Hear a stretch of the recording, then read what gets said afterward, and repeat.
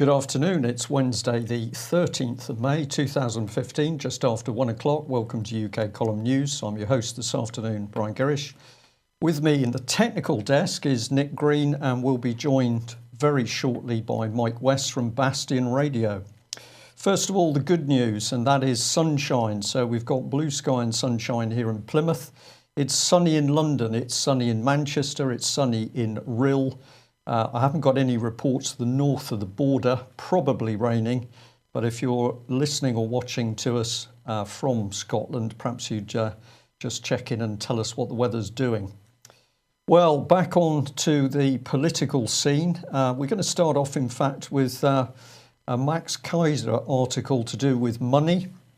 And I'll certainly ask Mike West to join us on this with some comment on this one. But Max Keiser speaking out of Russia today and saying, well, we've got Tory MPs saying it's time to end banker bashing. We obviously need to treat these gentlemen very kindly. I'm pleased to see that Max Keiser's having none of this. He doesn't think it would be kind to stop criticism of bankers. And so that was the headline for Keiser Report, Don't Stop Banker Bashing. Mike, we'll bring you in. Any thoughts on the bankers? Are we treating them too harshly, or do they deserve what they're starting to get? Suicides accepted, of course. Hi, Brian. Good afternoon, by the way. I'm all for a bit of banker bashing myself, and fully agree with him. The only concern I have is over the last couple of years, Max is really pushing his cryptocurrency thing, and I'm just wondering what the whole agenda behind his campaign is. And we see him changing his stance quite often recently, especially with the Russell Brand situation. That's all come to light. But principally, I'm all in favour for a bit of banker bashing, because let's face it, they have literally got away with blue murder here.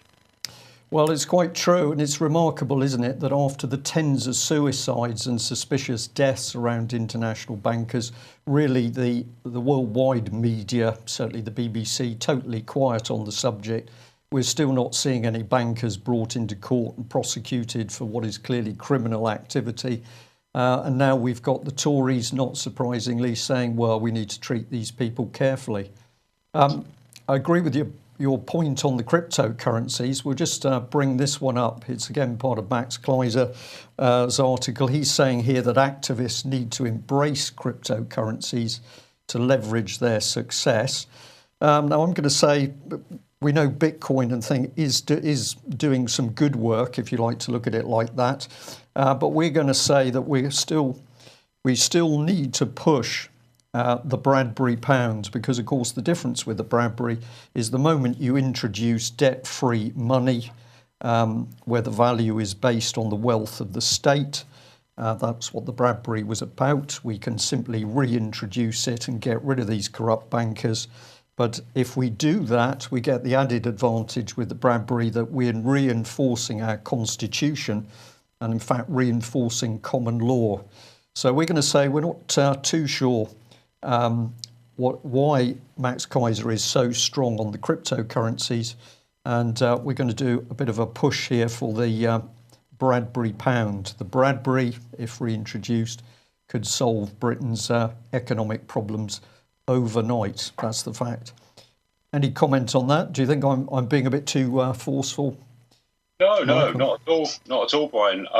Totally agree. I think if Max is really that concerned about bringing back a bit more banker bashing, I think this is the ideal opportunity to do it. It's a proven system. It's a proven method of trying to get this country back on its feet again. It's been done before.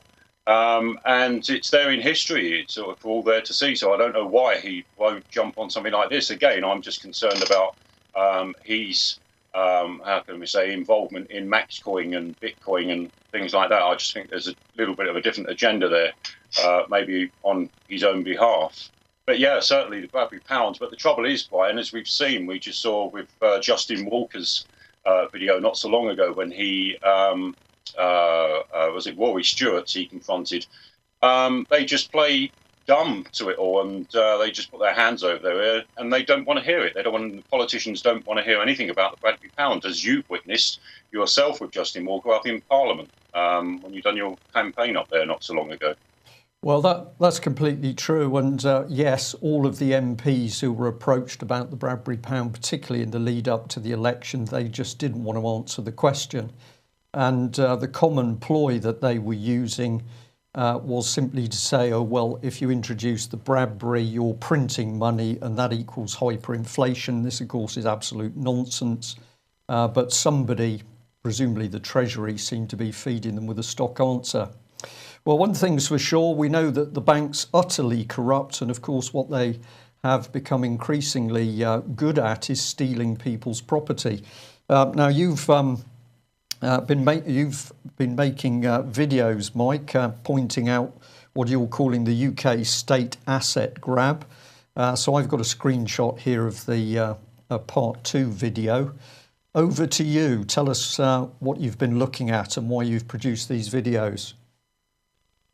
Well, to be quite truthful with you, Brian, this is work in progress, this asset grab. And the simple reason why it's now being broken down into chunks is because I seem to have opened up a can of worms. And the further I look into it, the deeper the rabbit hole goes. Capita, which is one of the UK's, well, it's probably the UK's biggest company that no one's ever heard of, apart from Serco. But Capita, it's just really scary what they're involved in. I mean, more I'm digging in, they must have known that an economic collapse was on its way prior to 2008, because it put billions and billions of pounds into investing in debt companies and investing in recovery companies as well, including bailiff firms. So they must have known the writings on the wall. Now, the further I look into that, I'm just finding that Capita, I honestly believe, run this country. They know everything about us. They know everything about us, from our journeys, to our movements, to our banks, to what you get paid, to whether you pay your council tax, to whether you pay your TV license, to what you drive. It's unbelievable. So we've had to break this documentary down into segments so that we can cover the vast array of just how much Capita are involved in our lives. And it's a private company at the end of the day. The government don't run this country. It seems to me Capita are, and they're dictating everything from how courtrooms run to your local councils. It's just unbelievable. It's unbelievable, Mike, until we start to get glimpses about what's really going on. Of course, one of the things that a lot of people have trouble with is if we try and say what is the political agenda that's coming into force in Britain, you can look at some aspects of it and you see a sort of Marxist trait to it. You can look at other aspects and it appears to be fascist.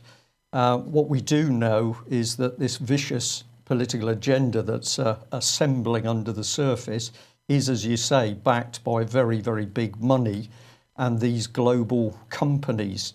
And this really pushes the balance, as far as I can see, towards a type of fascism where you bring in the big companies to support your political agenda. We could get onto communitarianism, which is also there in the mix. But yes, more and more power in the hands of these companies. And of course, I'm not a very religious person by any means, but I think we can sum this up. This is just evil. What's happening here? This is evil, mate. This isn't just a form of communism or Marxism. This is pure evil. What's happening, and I don't think people realise just how far and how mapped this company is into everyone's lives, and the potential of the information they hold. Is quite dangerous. It's quite dangerous, and we can see the signs coming already. They want a cashless society, and it's just scary what their capabilities are and will be in the future. You're right. I agree. Evil is the right term, and we've got a news article right at the end of the programme, which I think is really going to shock our viewers and listeners. I think some of the memories coming back here about Capita, I think I'm right in saying that not only is Capita providing the front-end services for BBC, if you phone up the BBC and you want to make a complaint, of course you never get near the BBC, because they're putting all of their complaint system and viewers' questions is going through Capita. If I've got that wrong, somebody please correct me. I think I'm also right in saying that Capita at one stage was holding its board meetings in Deutsche Bank building. And this, of course, shows us this very dangerous mix. 1 minute you're dealing with a vast global company, and the next minute, of course, it's totally hand in glove with these massive and we know very corrupt banks. What do we do? The girl that I was speaking to on the phone at the Ministry of Justice yesterday, trying to get some answers on some court directions, I've found out that's a front company. It's not the Ministry of Justice when you phone them. It's another Capita subsidiary somewhere buried in it. So not only are Capita managing debt, managing court processes, managing the eviction process, plus also the recovery of them funds, they're running the whole show. We're running the whole show. I've just learned yesterday that everywhere you contact, from your council to courts, to the Ministry of Justice themselves, it's all one company. It's one company. And, you know, there's massive, absolute massive conflicts of interests going on here. And we're trying to dig in now just who's behind this company and where the real power lies within this company. And that's something that's quite scary at this moment. Right. Well, exposing it, of course, is well over half the battle, because while we can't see what's actually happening around us, we're totally vulnerable. Once we can actually see the nature of the beast, we've got an opportunity to decide how to deal with it. I also see more and more that every time we expose what is really happening, it's like the monster under the stone in your garden. The moment the light's on it, it seems to recoil and run away. So I think the exposure is a key thing. I remember just finish if I may. There was a very good Australian film clip about Serco, which was called The Biggest Company You'd Never Heard Of. And they used some very good mapping to show all of the network of all the things that Serco was involved in. Are you doing something similar with Capita, or should we be saying to our audience, this is what we need to do, can you help? Yeah, well, it started off with just a case we're looking into. It's the Luton case, Michael Sinclair's case, with paperwork that was submitted, a witness statement from a company called Optima Legal, which was bought out by Capita around 5-6 years ago. Now, in their witness statement that they put forward to the court, stating that they're trying to sum us all as freemen of the land. Michael Sinclair is not a freeman of the land, but this is the tag they're trying to put on people now. And they used a Wikipedia article in their witness statement to say that these freemen of the men are domestic terrorists. That's a very dangerous precedent to set. And if this is being used as a witness statement in court, and this goes through as being substantiated evidence, then we can all be very worried, because we're going to be treated like domestic terrorists. Now, the things that I was looking into is that witness statement wasn't signed by anyone at all. And when I phoned Optima Legal to try and get to the bottom of who put that letter together, they've just closed me down now, and so have Capita, as you'll see in that video. So, yeah, and the impression I'm getting is that Capita really are running the court processes. The justice in this country is non-existent. Even your local county courts, local magistrates' courts, there's no one there legally trained. I found out yesterday that I can't get through to anyone in the Ministry of Justice that's legally trained. So who's running our legal system? Capita. Yeah. Well, we've seen this across the country. Courts are now, you're only able to get in as a member of the public if you have direct court business. So we know people that have attempted to get into courts to watch cases. That's what open justice is supposed to be done, justice being seen to be done, but you're effectively being blocked from going into the courts themselves. Well, this is such a big subject. I think what we should do, Mike, is say we'll do, with your agreement, a full-length programme on it, because we've simply got too much to cover in the news. Yeah. But perhaps we can just get a bit of comment from you. If we sum this up at the moment, last year there was about 250,000 houses repossessed. We know from the work that Guy Taylor's doing, of course, about the fraud and corruption fraudulent documents in court. You are now saying, well, on top of that, we've got a ginormous company, the Capita, that is buying up the legal teams and buying up the bailiffs firms. So there's no separation in this process. When somebody decides they're going to take your house from you, you are simply trapped because there's one big monster controlling all of it. Is that the picture? Yes, exactly. Yeah, and it's not just with house repossessions. It goes out. It extended there. There's an article that I briefly showed in the documentary about Transport for London and the congestion charge in there. There was a scandal there about their own bailiffs enforcing these traffic offences or people not paying the congestion charge. We're just looking at a small bit. And to answer your last question, Brian, sorry, I did veer off a bit, is that are we looking into exactly what Capita run and drawing a mapping, as it were? That's to come in the future 2 episodes. And the reason why it's got to be extended to another 2 episodes is because it's huge. They're just in, I mean, absolutely every aspect of your life this company is involved in and holds and retains your data, which is no doubt shared across all the companies that they own. Yeah. Well, this is very dangerous stuff.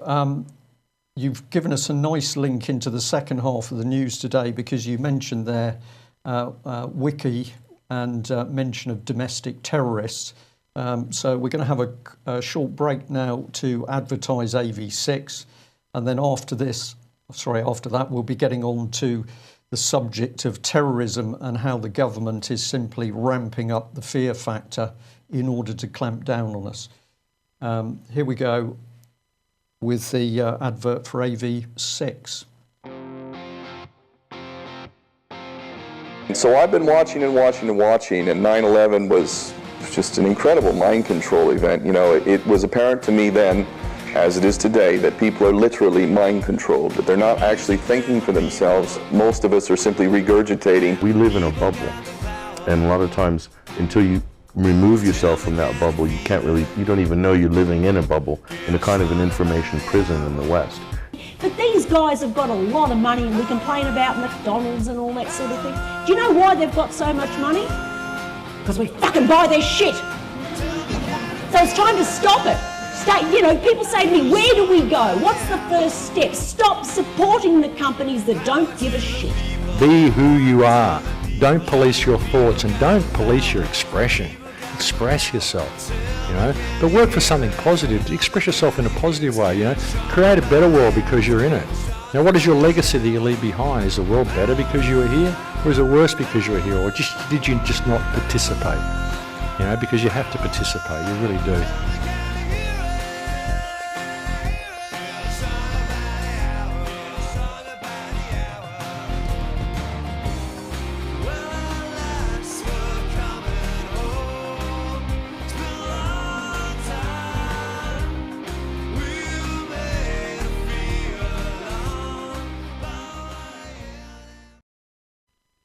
So there we are, AV6. Rooms are still available, tickets are still available. So if you've been thinking, should you go, you're not sure, we'd encourage you to get on the phone to Ian Crane and attend that event. Obviously, a number of speakers really talking about what's happening in the world, coming in from different angles with different parts of the jigsaw. But those speakers all seeing basically the clampdown into a one world dictatorship. We're simply seeing part of it unfold in Britain. Well, terrorism, the government would have us believe we're all to be murdered in our beds on a daily, nightly basis as the result of international terrorism. Many of us think, of course, that terrorist situation has been created by the very governments that claim that they're there to protect us. But one of the things UK Column has been watching is how the mainstream press have been promoting the terrorist fear factor. Well, yesterday we had a look at the Express. We're going to return to the Express, but first of all, let's have a look at this one from the Daily Mail. Well, what's the story? The story is that some very young girls, here's the language again, thought to be 16, got involved with terrorists. This is ISIS, apparently. So they've gone overseas to be with the terrorists, and now they've decided they don't want to be with the terrorists. And we've got an amazing article really about nothing, but part of the rhetoric was that the Home Secretary has declined to say if these young girls will be allowed to return to Britain, if indeed the young girls exist, and if indeed they do return to Britain. So if we analyse the story, it's got a large part of a non-story. It's simply keeping ISIS and international terrorism in the mind of the public. I would guess they've chosen 3 young girls to add a bit of glamour. Well, if the Mail is on that, let's have a look at what the Express has been doing. We said they were simply ramping up the Islamic terror scare, and we're going to stick with that. But now we have a new bizarre angle because apparently homosexuals are becoming terrorists. Well, this was an article we covered the other day. MI5 was recruiting and they were picking up people to spy on ISIS extremists and persuade them not to do that. That was another Mail article. But then we came into the Express, and the Express was claiming that an independent organisation, who we've shown is in fact closely linked to the American security services, is saying that a guide, How to Survive in the West, has been released, and we should all be very frightened because this says that terrorists are going to be active in UK, murdering the population. Well, this is where the Express has gone to another level, because they are now claiming in a remarkable article that ISIS has a gay wing. And it says that homosexual is rife amongst terrorists. And they're saying that this has all come from experts. Well, we'll give you a glimpse as to what's really going on here, because we're going to say Cameron has been opening up the real agenda, because he's been talking about new laws to target radicalisation. Before we get on to Mr. Cameron, let's just have a look at how that Express article about the gay ISIS brigade works. Well, here it is, a nice picture, of course, showing the masked men. They immediately quote the Times, which says that it's got hold of messages uncovered by counter-terrorist experts, which show certain men communicating, and they're obviously homosexuals. Further experts have said that the taboo surrounding homosexuality in many Western Muslim communities could be driving young gay Muslims to despair. So what the Express would have us believe is that they're then running away to join ISIS. But they also say in the article that ISIS, as many of the other so-called extremist groups, are pretty unfriendly to gays. It mentions them being pushed off buildings and murdered. So this is quite an interesting article. We just highlight here all of the terrorist experts. It's in the headline. There's another paragraph talking about some experts fearing the intolerance. We've got counter-terrorism experts. Here we are. We can come down in this paragraph. We've got other experts. And where do we go with that? Well, we'd like to know who these experts are. And here's the other part of it, that in the article it says these young men would probably be put to death if jihadists found out that they were actually homosexuals. It's quite remarkable. So where does all this intelligence come from? Well, the Express clearly has some real intelligence expertise in the bottom drawer. The journalist who wrote the article is a guy called Peter Henn. Let's have a look at him. This is part of LinkedIn. He says he's an online reporter, brackets casual. He's worked with Express newspapers from June 2014 to the present. He's a casual reporter, usually coming in 1 or 2 days a week. He writes copy, sources pictures, and uploads stories to the paper's website. And remember, this is the man that the paper is trusting to talk about a serious subject of international terrorism. Well, if you want to see a little bit more about him, you might like to go to his Twitter account. because he describes himself as a news hack. He mentions zombie runners, and he's got some pretty puerile pictures and some pretty unpleasant stuff. This is using particularly vile language in order to undermine UKIP. So do we trust the Express story? What is the angle? We say it's trying to ramp up the fear factor, but we decided to check by speaking to the Express. So when they were questioned about the story, this is what they had to say to us. Firstly, that the journalist concerned, if we can bring him up, Mr. Henn, well, unfortunately, he wasn't in, so we couldn't speak to him. They couldn't name any of the experts as they could be at risk from ISIS. But then they got a bit woolly and said, well, actually, no, the experts were security services experts, but they couldn't use real names, but the names were known to the Express. And then the Express online editor simply didn't think it important for the public to have any evidence as to the validity or reliability of his unnamed experts. And when he started to get a bit rattled, sorry, I bring in the last one, he suggested discussing the matter over a pint, which I declined. So I'm just going to sum that up by saying we think this is dangerous, inflammatory journalism. I think this is all designed to make the public frightened, and they use a schoolboy hack in order to produce this story. Comments, Mike? I mean, come on, Brian. You never fail to get a laugh from the MSN, don't you? Especially recently. I mean, experts. Who are these experts? Are they the village people? Are we going to expect to see a video coming out next of ISIS doing Go West or YMCA soon with this agenda? I mean, it's just beyond the ridiculous. And here we have these three girls from East London. You know, they've gone off. They've got out of this country, 16 years old. Nothing's happened with our border force or border agency or whatever they're called this week.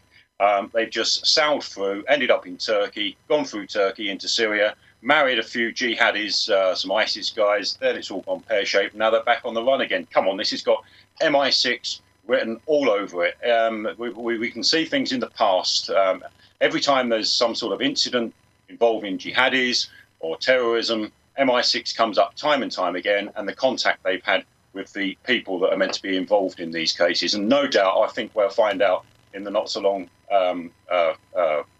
future that these girls have been approached by MI6 in one way or shape or form. And this is just to build upon the terrorism agenda. That's all it is. It's just that's all it is, a story. It's a story, and that's it. I think it's a bit of fantasy in there. I totally agree, but what I will say is that once you just start to ask the basic questions, read the articles properly, ask the right questions, where's the evidence, where's this information come from, it falls apart very quickly. And I've got to say, the speed at which the Express online editor got aggressive with me, I was simply asking simple questions. He gets aggressive. I think to myself, you're not confident, you've got something to hide. But let's link this together, because you mentioned Wikipedia and domestic terrorists. And of course, as a result of the hype over so-called Islamic terrorists, this is what David Cameron and the Tories are now desperate to bring in.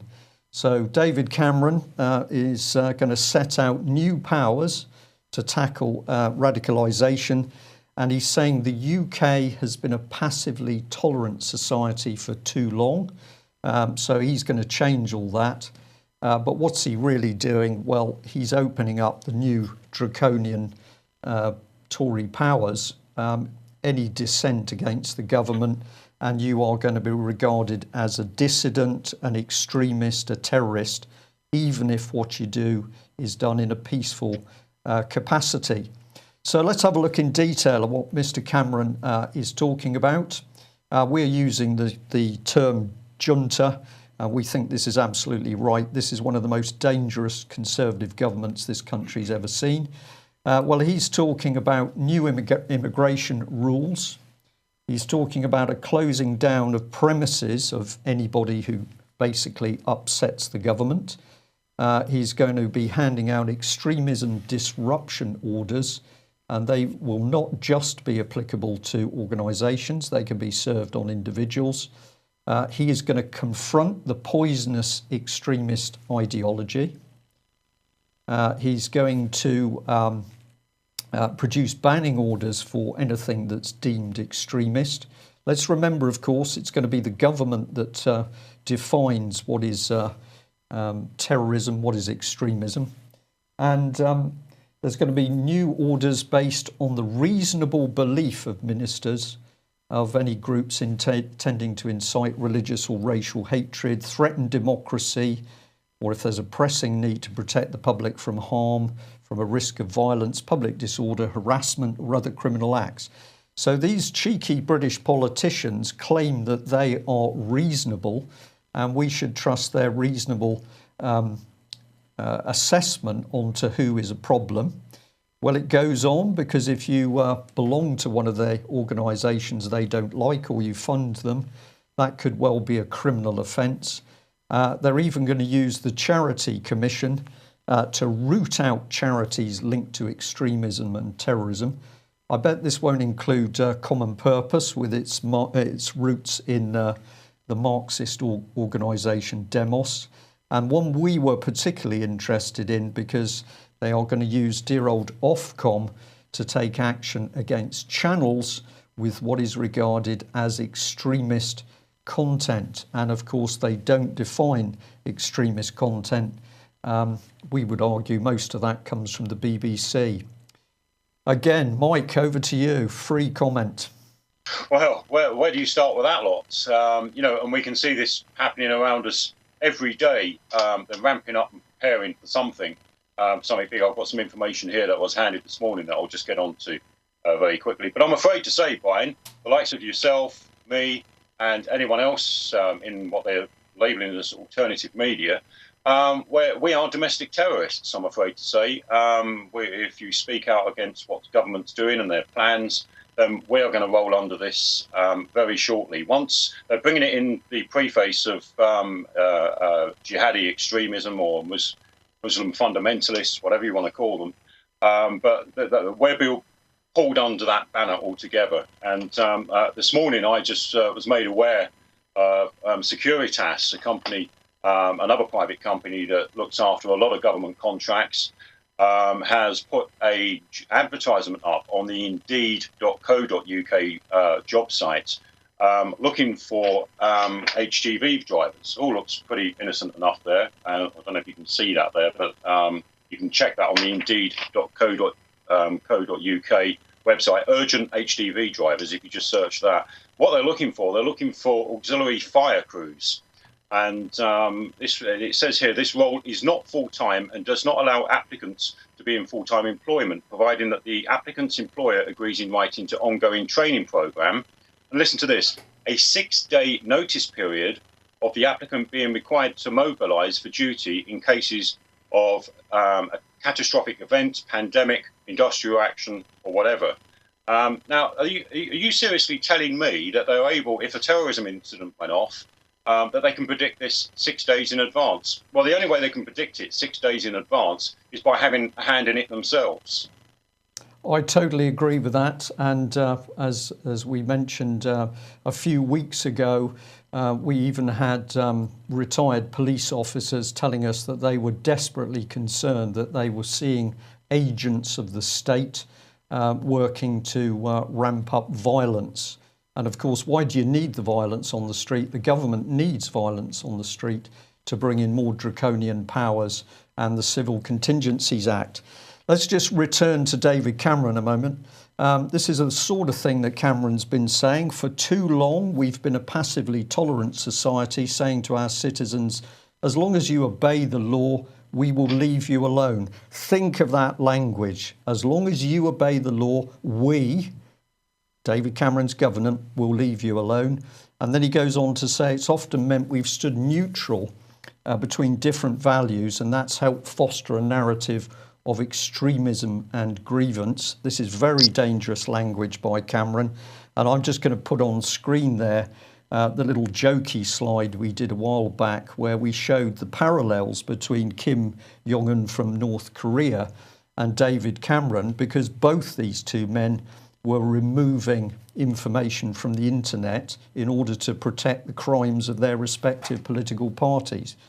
So we're really seeing Cameron's low empathy character emerging here, because he's basically telling us that we're now all suspected criminals and terrorists, and we're going to be controlled by the state. And of course, Theresa May's in it. She's apparently going to be telling the National Security Council that the government will empower institutions to challenge bigotry and ignorance. So not only are we potential terrorists and criminals, but according to Theresa May, we're bigots and we're ignorant. So this is very nasty stuff. And I'll just highlight that language, will. Very interesting in a number of articles, particularly on the BBC. The BBC seems to know in advance what our senior politicians are going to say. I wonder how that works. And let's just have a look at this, which caught my eye. Notice that the policeman is wearing a corrupted national flag. Of course, the true colours are not there. I think this is nudging us into getting ready for the disappearance of our national flag. And these people are working to destroy the nation state and our historic identity. And if we've mentioned the BBC, thank you very much to John, who sent us this through earlier today. It's part of the detailed BBC analysis of the elections. Remember that they've got a 3.65 budget to tell us what is true and what's accurate. And he just happened to spot this at the bottom of their analysis. According to the BBC, the British electorate is 375 million. We thought that was rather a lot of people to be crammed into UK, but that's what BBC thinks the electorate is. Well, of course they don't, because later in the morning it was reduced to a more correct figure of 46 million. So there you are, BBC up to no good, but I'm pleased to say that people are beginning to realise it. And here we've got Breitbart saying not only is it a sinister organisation, it should not be reformed, it needs to be abolished. And in the article, the journalist is saying, well, the BBC says it's outdated and needs to be changed. He's saying that it's effectively part of a communist state and we need to get rid of it. And it's also in this excellent article pointing out that what the BBC did when it came into being in 1922 was to destroy all of the free media outlets. And of course, it's not only Breitbart, UK column warning that the BBC has actually been involved in subversion by working to destabilise foreign nations, heads of state. So if you haven't read that article, you might like to have a look at it.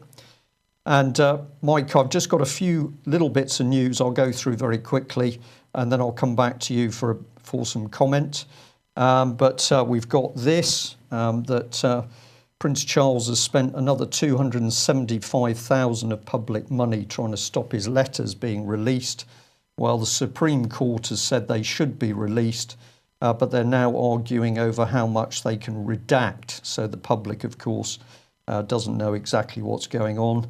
And I think it was the Mirror suggests that we should be trusting Mr. Prescott because he said, well, we should see the letters.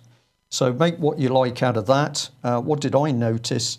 Well, I noticed Prince Charles' eyes because they look, I don't know, utterly evil to me, but perhaps it's a trick of the light. But where's this lot going? Well, of course, The Guardian says it all, because based on this fiasco, the Tories are saying that they're going to amend the freedom of information rules, essentially to make it easier for the government to refuse to release information. And that brings us nicely back to the parallels between Cameron's dictatorship and North Korea. 20 seconds from you, Mike, if you'd like. Well, just quickly there, yeah, Cameron, quite rightly. I think this is going to be one of the most, talking about the BBC being sinister, I think this is going to be the most sinister government that we've seen in decades. Just carefully look at the replacements in the cabinet David Cameron's put together. Says it all, especially with the placement of Michael Gove. We could go into that all day. BBC Sinister, yes. MI5 led. Prince Charles, head of SIS. He's the head patron of all our security services. So I don't think he's got much to worry about of anything being revealed in those documents that are coming out, to be honest, Brian. I think he's sitting quite happy. I totally agree. You mentioned some of it. This man we've got to produce. Of course, how are they doing what's being done? How are they getting people to act in their way? Well, it's bullying, it's blackmail. Let's bring in Lord Janner, accused of being a paedophile. The Mail article here is saying that this remarkable man who is, they're not bringing to trial because he's got dementia, but he's still able to vote 634 times. And he's also been able to claim £104,000 expenses. Well, who's defending him? Well, it's this lovely lady, Alison Saunders, the Crown Prosecution Service boss, and she is exactly the same woman who used her team to make sure that child abuse victim and whistleblower Melanie Shaw from Nottingham has been locked away in HM Prison Peterborough in order to shut her up. So you protect somebody accused of being a paedophile, you imprison the victims. This is the law on its head, satanic law coming in, very dangerous people. And of course, who's at the head of it? Well, here he is, Cameron. And as you've just mentioned, he's very happy to bring in Mr. Gove as Justice Minister. And what did he have to say? Well, he had to say last year that he didn't think there should be a public inquiry into the paedophiles. So our comment is there's a blatant cover-up of a Westminster-based paedophile ring. This is how the country is being controlled, and we need to get the lid off it. I would say in the same way you're going about having a look at Capita, which is a detailed analysis. Now, I'm going to end on this subject, which I think is going to shock some people. Information sent to us this morning. And basically, it would appear that the NHS is now promoting what are called death cafes, where people can go and have a coffee and a bun and talk about death.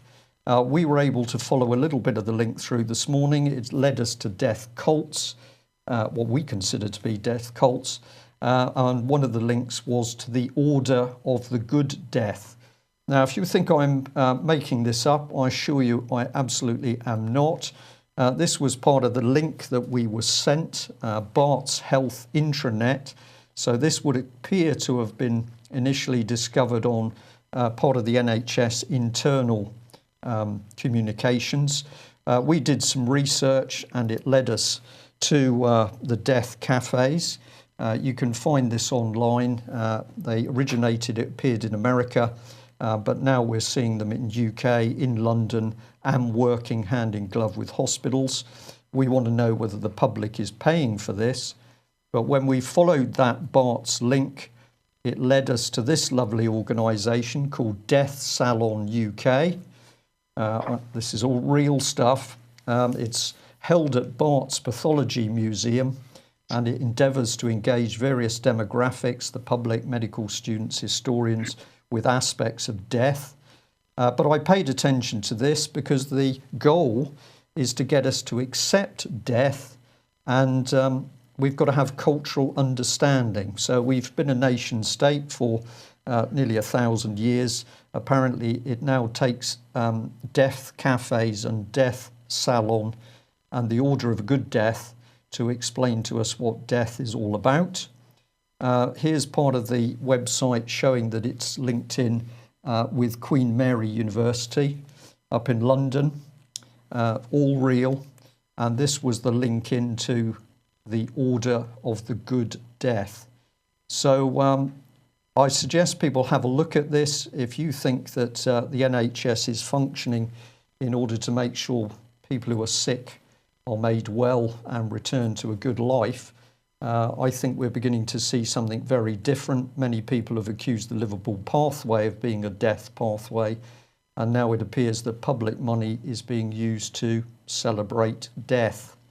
Final comment from you on that happy subject, Mike. Well, yeah.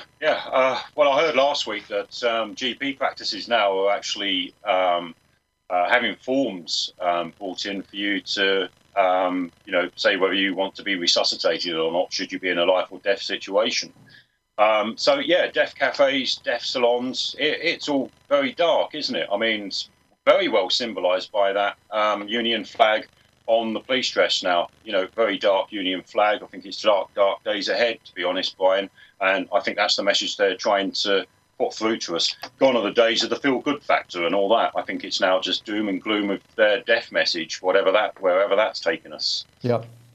Well, where do we go for that? I'm going to say to people, if you're feeling shocked by some of the things that we've shown, I'm afraid we need to know about these subjects. Occasionally people say to us, well, UK Column, you're talking about dark stuff. Well, we need to do that because until you understand what we're really up against, we can't fight it. Can we fight it? Of course we can. We have to wake up those millions of people. So Bastion Radio doing a great job. Ian Crane working very hard. Many other people out there now starting to push the media. And of course, Max Kaiser recognising the power of alternative media in order to get the truth out. So don't sit at home worrying and being frightened. Get out. Action conquers fear. So Mike West, thanks very much for joining us. Keep at it with Bastion Radio, and we'll have a discussion about a longer programme, having a look at dear old Capita. Thanks for joining us.